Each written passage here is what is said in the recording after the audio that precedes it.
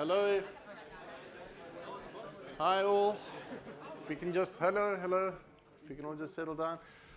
Right, sorry for the late start. We had some AV issues. My name's Alan Zimmerman. I'm going to be talking about Haskell IDE support using the language server protocol, which I'm quite excited about. I'm first going to explain in general terms what is the problem with IDE support, how the language server protocol can help us mitigate the problem, why I believe it's important, and then see how many of you I can get involved in the project so that we can all benefit. The problem, historically, IDE support is excellent in places, but bad everywhere else. So you'll have the yellow backend, which works really well with VS Code and does certain things, and the red backend that works with Atom but doesn't work with anything else, and the gray backend that works with Vim but doesn't work anywhere else. And there may be some really nice features in the backend, but the implementation in the front is dodgy because the guy who wrote the backend doesn't really know anything about writing front-end code. So it's a problem. And if you try and support multiple IDEs, it becomes even worse because now you've got everybody doing the same work multiple times. It's a huge issue. So Microsoft saw this as a problem as well. They came up with the language server protocol as a way of sorting out the problem, turning the mess on the left, which is an n-by-n problem, into a star problem, which means that it's a separation of concerns. You can now have the experts who know how to write front-end code can write front-end code for the specific IDE. The interesting thing is it's language agnostic. So it means that everyone who cares about VS Code, whether they're writing Rust, whether they're writing Java, whether they're writing Haskell, can write the best, work on having the best possible language server protocol implementation there. And at the back end, so long as you honor the protocol, you can rest assured that the results will be available to everyone, whatever their choice of IDE. And that's the critical thing. For example, there's at least two Emacs modes. The one that I use has got 898 stars, 43 contributors, 850 commits, and it's got support for 16 different languages already. So the front-end side is moving. It's the traditional bottleneck for getting any kind of tooling available to users is how do you actually expose it to them? And that's what language server protocol does. I'll first give you a demo so that you can see the kind of gist of things. I'll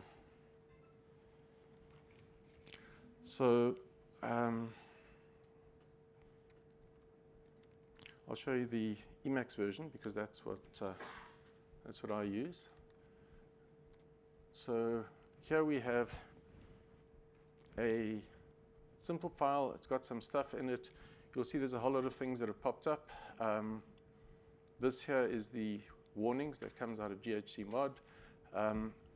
One of the warnings is that there isn't a signature. It has an option to add a signature. We can do that. Down here, there's another warning that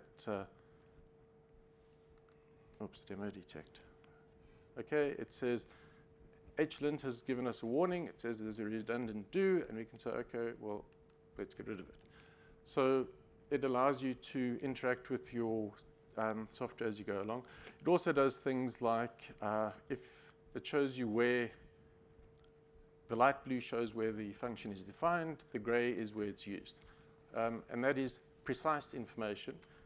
It gets rid of name shadowing. If you've name shadowed a thing, it's going to show you the thing, the uses that are the specific one, because getting the information from GHC from the type check module, so it knows exactly what it's talking about. We can also do the same thing using code, VS Code. Same module, same stuff, it just represents it slightly differently. You can get information there. It says this is, what the heck is that? Okay, that's an integer. That's an int. That's more like it. It shows you the documentation, which then pops up in browser. You can see the source. So it's kind of integrated. You can get information about what you're doing. If you look at the top, as I hover here, at this top section there, it's got a kind of a trail of where these things are coming from. You can do things like access the, sorry, wrong button. These are refactoring commands supplied by Hair, which is another thing I've been working on. So we can, for example, demote this, and it drops it into where it's being used. So there's a lot of functionality that comes for free, not for free. It's built in to Hi as it stands. All your warnings, as reported, are down here at the bottom, so you can jump to where they are. And as we saw, if there is something that can be changed, then you can just do it. So that's kind of the gist of what a language server protocol backend can do, specifically in the Haskell case. So now, what's actually happening there is that we have the client, which is the IDE in the front, and we have the server at the back, which is Hi in this case, Haskell IDE engine. As soon as anything changes in the document, a message gets sent to the server saying, this has changed. This line's been added, this editing has happened. So you end up with the backend has a live view of the document that's being edited. It then invokes, there's a plugin concept, invokes all the plugins to generate the backend, the diagnostics, which it then sends to the front. They then get rendered. You saw in VS Code, they were down in the bottom. It's up to each IDE can decide how it wants to present this information. There's standard information. It gets presented in a way that is in sync with the way that particular IDE does things. So it's completely native. As you move around in the document, it sends what's called a code action request. It says, based on this position in the document, these are the diagnostics that apply here. Tell me, what can I do about it? The backend can then ask via its plugins what it can do. For HLint, it says, okay, we can apply this quick fix. For Hair, we can say, right, we can lift a definition or raise it or whatever. It sends back code actions. These are then presented also in an idiomatic way to the user so that they can do it.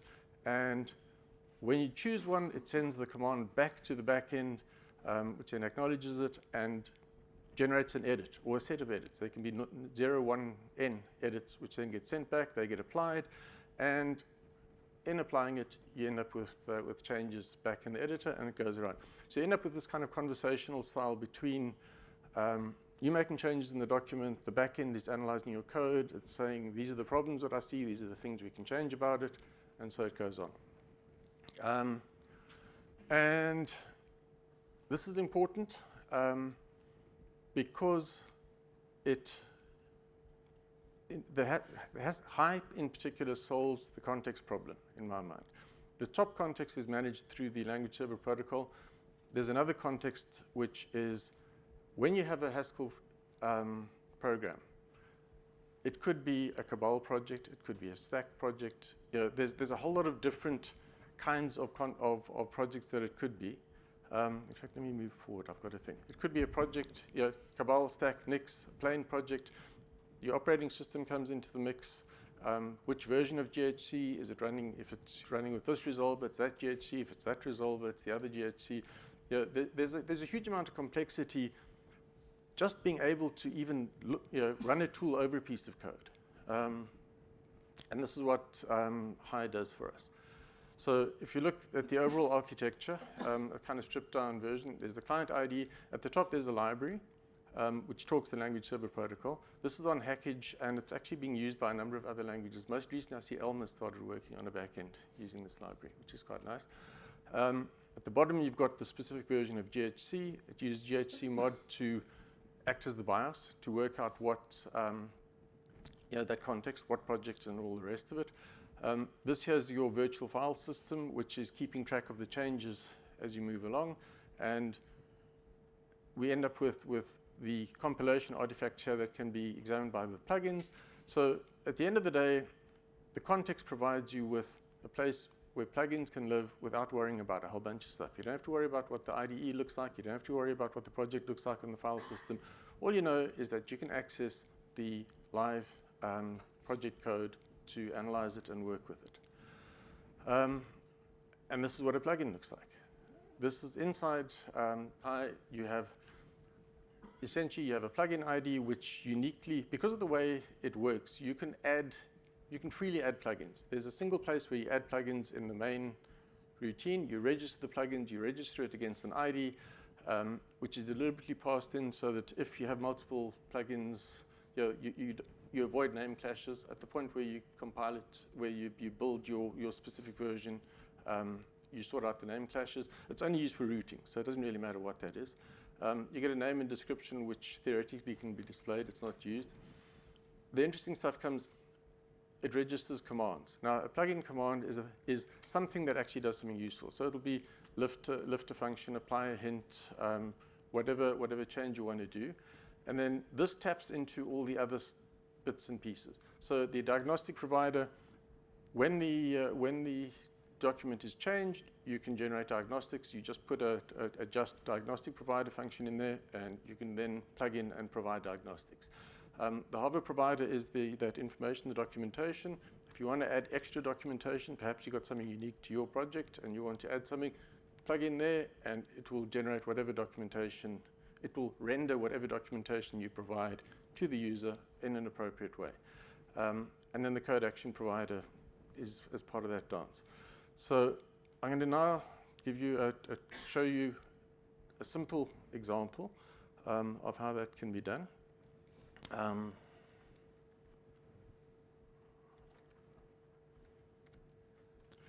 Built into Hi is an example plugin. This plugin is not normally activated because it pollutes your space. But if you have a look here, you'll see that the little light bulb shows up, and there's an option here to add a to-do marker. That wasn't there before. So if I click it, it just adds a comment that says to do. And I can go here and I can click it again and I can add another to do marker. And if I save the file, we suddenly get this red thing at the top here. And that is a diagnostic that's been generated by the example plugin, and it's triggered on a save only. So in this case, we say we only want to trigger it on save. You can decide whether you want to do it on every change or on a save or whatever, and there it is. So it's basic stuff. You have your context. You can make changes to the code. It shows the diagnostics. And the way it works is by this descriptor. So we say we have a plugin command that adds a to-do command. We send back the code actions when you get the diagnostics. We have a diagnostic on save. Oops. We generate diagnostics on save by the diagnostic provider, and we're not providing extra documentation. So this is just the context of how you put it together. This is all in just one file. It's in the source on GitHub. First, the diagnostic provider. Literally, you fill in a value here of there's various things that you can add in, what range it applies to, and other bits and pieces. The important thing is you give it a text, and you return the trigger is whether it's a save or a change.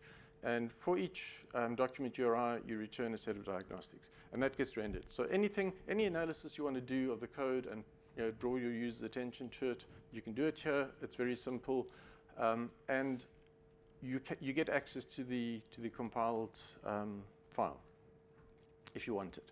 Code action provider. This is a little bit more complicated, but not really. You create a command which provides the plugin ID is used for routing. The command is called to do. You give it a title. The command parameters are basically just passing in the URI of the document that you were given and the range that it applies to. Wrap it all up saying it's a quick fix. Title, this is what is displayed in the UI. And you send back this command, which is now set up in a way that when the user in the IDE triggers it, it will be sent to the back end, and whatever you've passed to it will come back to you. So it's like a callback. to some extent. And the callback comes to you, and you can then generate whatever you need. The to-do command itself is really simple. It brings in, these are the parameters we wrapped up and sent through, JSON encoded, it's just a simple type. We call the make to-do, and all that does is generates a text edit, which says, and we take it from the starting line at position 0, at 0 index. So we say, on the current line, add this piece of text here with a new line at the end. Do not replace anything, so it goes from the beginning to the end, and that's it. And that set of things allows that demo to present an action on all IDEs that support the language server protocol. You can add a to-do comment just like that. And it's, I don't know, 40 lines of code or something. The plugins themselves, there's, as everything, it is slightly more complicated, but I think we're managing the complexity. You can run against different artifacts. The first one is an actual GHC session, which is what GHCMod and HARE use, where you can do anything. You have a session that is contextualized. It makes sense for the current projects and targets you're working with, and you can load code in it, use the GHC API. Sometimes you just want the products of compilation, and then you can run in deferred mode, which says, once this thing has been compiled, any deferred request will run against the same compiled one. So we're not recompiling everything. Yeah, if you've got two different plugins that all want to use the type check module, they all use the same one. We don't run it twice. We cache the modules that we've had. So some things, if you're trying to get document references or whatever, it needs to be quick. So you just use the most recent one. We keep track of changes that have happened to if you've added stuff, then things move around. So there's a bit of jiggery pokery to make sure that the references line up, which is all handled for you. You don't have to worry about it. There's also an async model where you can do anything you like. You can literally launch a separate I/O process. It can do something and return results when it makes sense to do so. And there's a Liquid Haskell plugin that does that. So if we switch over to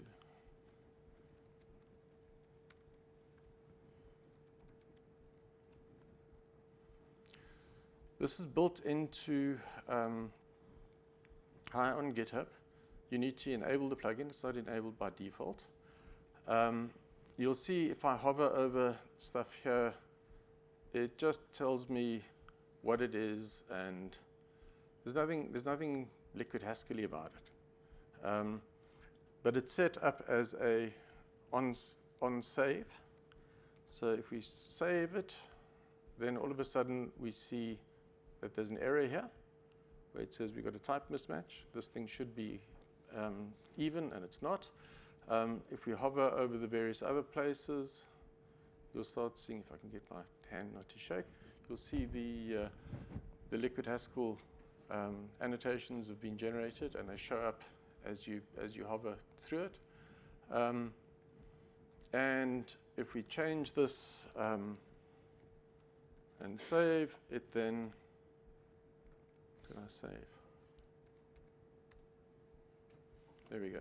Goes away, no problems. That's using the async plugin. It's using the on-change trigger because it's potentially an expensive process. It looks for the Liquid Haskell executable on the file system. If it finds it, runs it. That's because it only compiles with this. There's a version problem on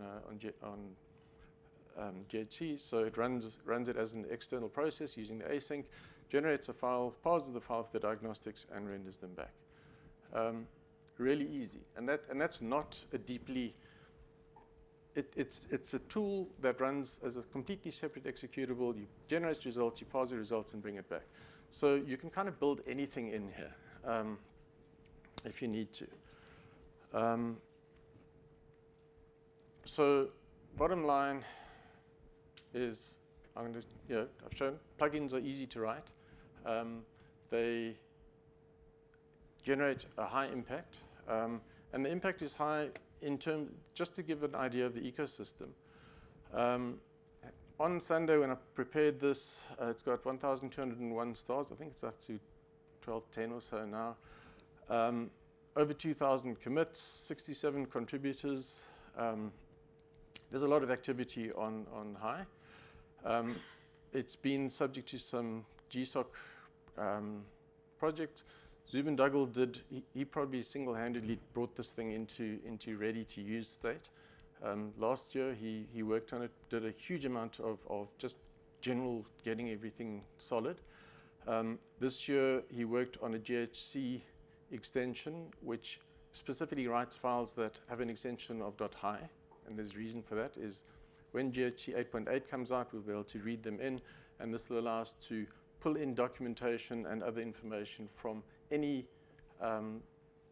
file installed on your system, which it's going to be awesome. Documentation is being built in as well. This will come in. Luke Lau worked on a test infrastructure, which means we can now do like really solid functional tests at the protocol level, which is critical to be able to maintain the forward momentum.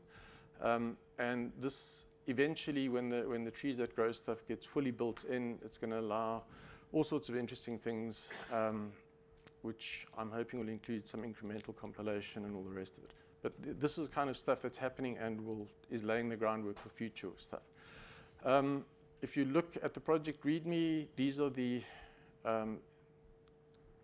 IDEs that are already supported and being used for HI as it stands today. The VS Code extension has been downloaded 36,000 times, or installed 36,000 times. People seem to like it. It's not all rosy. I mean, it's very much early stage technology. I regard it as kind of more proof of concept than something that is sort of battle tested, ready for use. That said, there are people who use it on a daily basis. There's issues. We don't have a REPL. There's discussion about what's the best way of doing a REPL. Essentially, HI needs to work much more closely with GHC, something more like the Intero model, where the REPL session and the HI session are one and the same. There's issues around file descriptors and output channels and all the rest of it that we need to sort out. There's memory leaks. GHC has memory leaks. We haven't even looked at the memory usage in ours. It doesn't yet support new build. It's not on Hackage. And those last two are simply, it needs people to contribute more than anything else. There's another, just because I'm saying that plugins are easy, let me show you another quick example I did.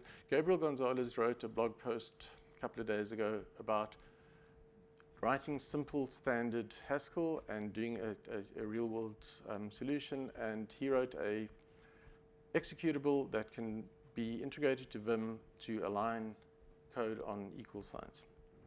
So I had some time on the plane flying over, so I spent some time, let me just get the right version.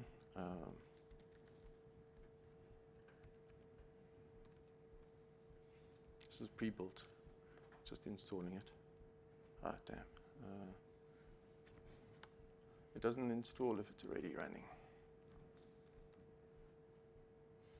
It's another thing we need to sort out, is the whole compilation process.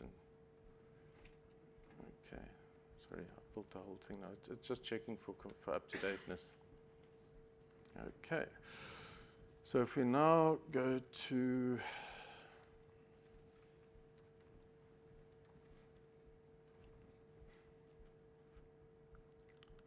and if you open this module,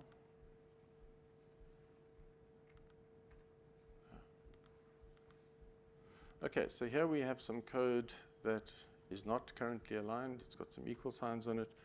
We select it, have a look at the options, and we don't see what I'm expecting to see. Just hold on a sec. I think I've just messed something up here.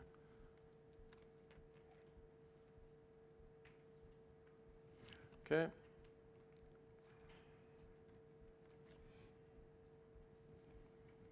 It remembers the selection. And there we have align on equals, and you press it, and it's aligned on equals. What's happened there is I've taken Gabriel's code exactly as it is, put it into a module.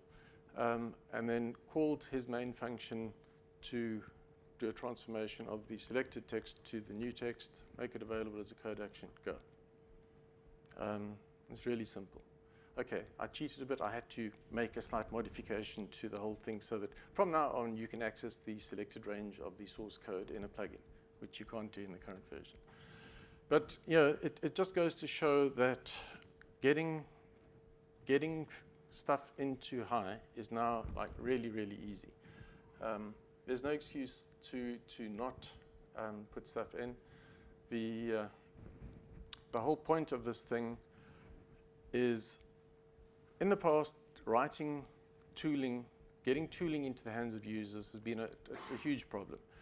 I mean, I started work on hair, and you spend a huge amount of time writing a tool which you think is cool, and you say, now I want to make it so people can use it. And it's a whole new mountain to climb just to get it so that people can actually use the thing. And to be honest, that's why I started high, is as a way of saying, okay, let's try and get other people to write this code for me so I don't have to. I thought, you just start the project and stand back and everyone will do it. It doesn't work that way. But there's now enough momentum on the project. There's a lot of contributors. It's useful as it is. And I believe that when a thing is useful and people are using it, it then provides a path for improvement. So I think there's enough code present in high that it is on the path to improvement. I'm really encouraged when I see the number of reports of people saying it doesn't install on Windows. Okay, we do it like this, and then we have an install for Windows, or on Mac, or on Nix. Huge amount of effort going into Nix, making the first of all, the executables available, plus changing it so you can come up with the right Nix shell to actually run this thing properly, because Nix is a weird, it breaks all assumptions of other code. So because the community there's enough people across the community using it, it's becoming, my intention is that it becomes a place that you can get a lot of value out of it. It's already in place. You can put something into it, and that value, the impact comes out immediately, and it is worthwhile fixing issues on it if it doesn't work, because it enables all the other stuff. So essentially, it's a context. I mean, there's a reason it's a Haskell project rather than under my personal name or anything, is that it should be something that we as a community dive in and use. I mean, obviously, there will always be other options and other people doing things, but I believe this is a good way to, if you have a tool that you want to expose to people, put it in here, and it'll be out there like almost immediately. Okay, that's it. Questions?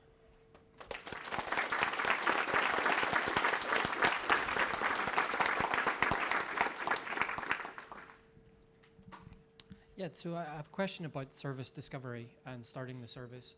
How do you start the server, the high server, and how does it handle things like multiple projects, so projects that have multiple packages within them?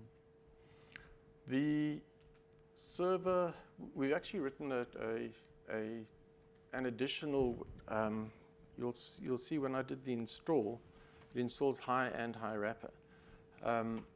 So high wrapper is a single entry point that looks at your project, tries to work out what it is, and more particularly what version of GHC it's using, because high works very closely.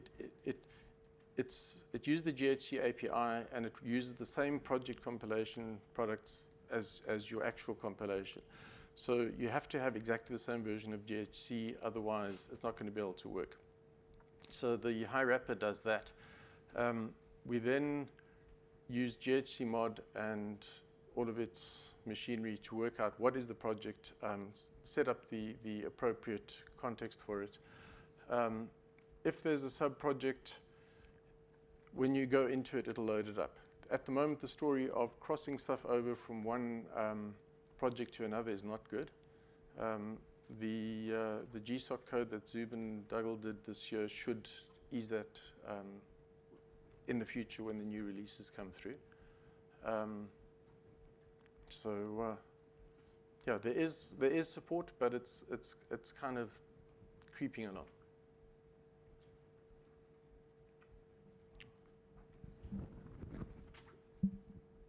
How much of a plugin story is dependent in high, and can I use this with LSP for my own language?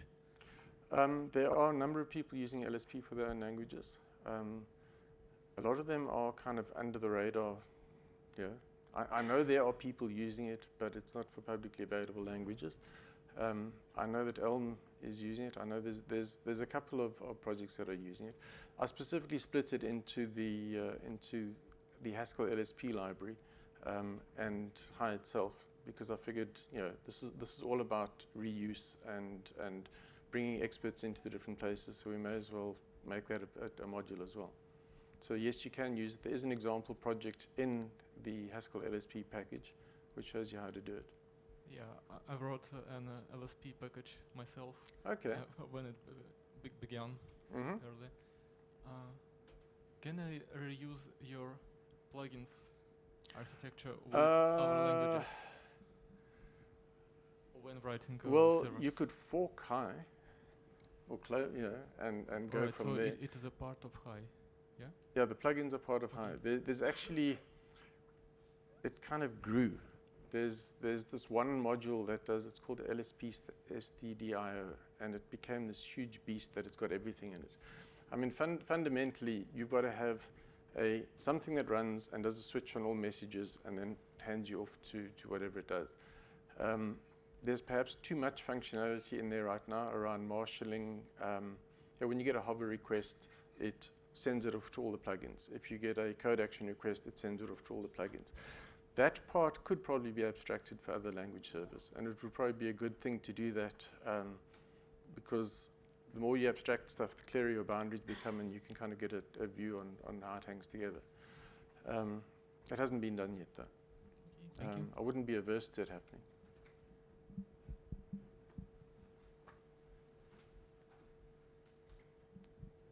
Are many people using this for large projects at present? Does it sort of scale well to? I don't know. I do know that the guys from HaskellX are using it based on the amount of feedback I'm getting on plugins and the VS Code support and all the rest of it. I think they've got a significant base. If anybody wants to report what sort of base they're using on, feel free. But yeah, I'm not sure. I use it on High itself, which is a, I don't know, moderate size base. But you do need to have enough RAM.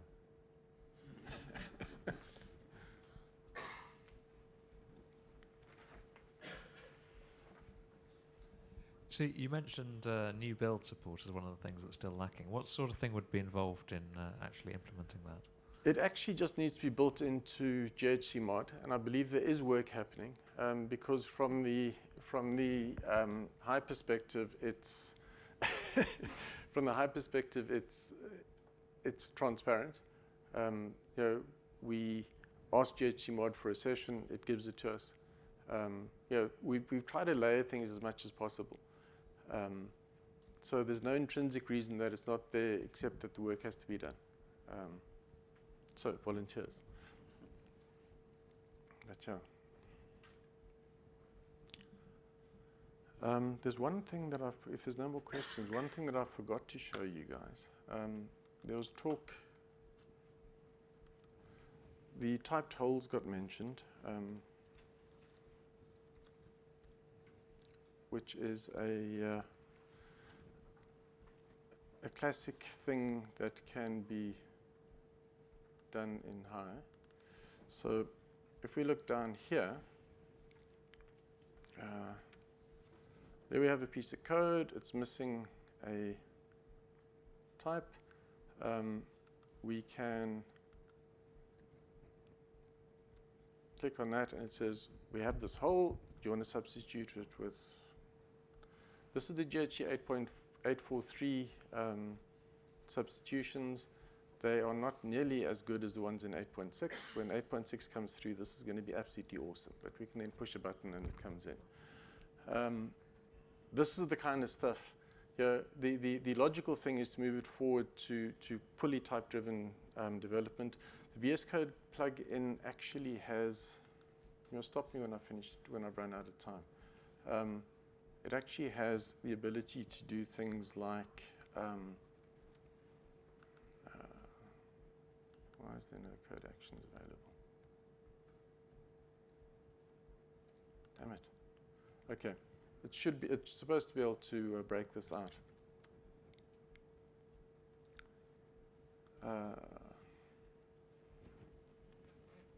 Okay, demo detect.